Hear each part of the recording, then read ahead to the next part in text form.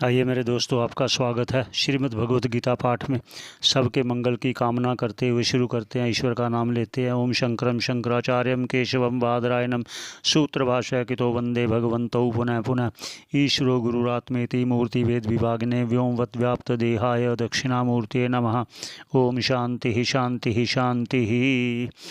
मेरे प्यारे दोस्तों, जब भगवान ने अर्जुन से कहा कि ये धर्म रूप युद्ध रूप धर्म तेरे सामने उपस्थित है, अब तुझे पलायन नहीं करना चाहिए, यहाँ से भागना ना चाहिए, एक कारण बताकर अब दूसरा कारण और भी बता रहे हैं।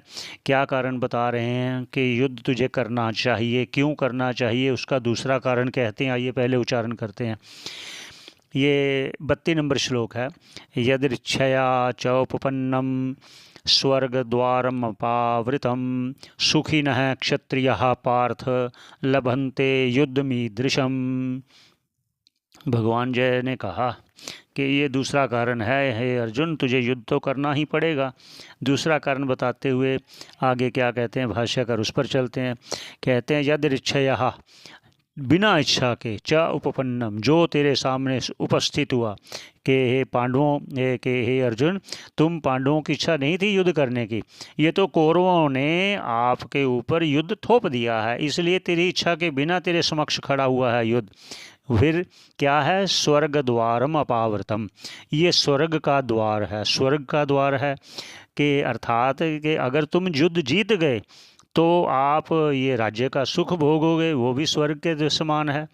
अगर तुम यहाँ शहीद हो गए युद्ध में तो भी तुम्हें स्वर्ग की प्राप्ति होगी, क्योंकि युद्ध में जो शहीद होता है तो उसको स्वर्ग प्राप्त होता है। ऐसा खुला द्वार स्वर्ग का सोचकर भी तुझे युद्ध करना ही चाहिए। दूसरा और कहा है, सुखी न है क्षत्रिय पार्थ, हे पार्थ, क्षत्रिय तो बड़े खुश होते हैं जब युद्ध की बात होती है। वो कैसे?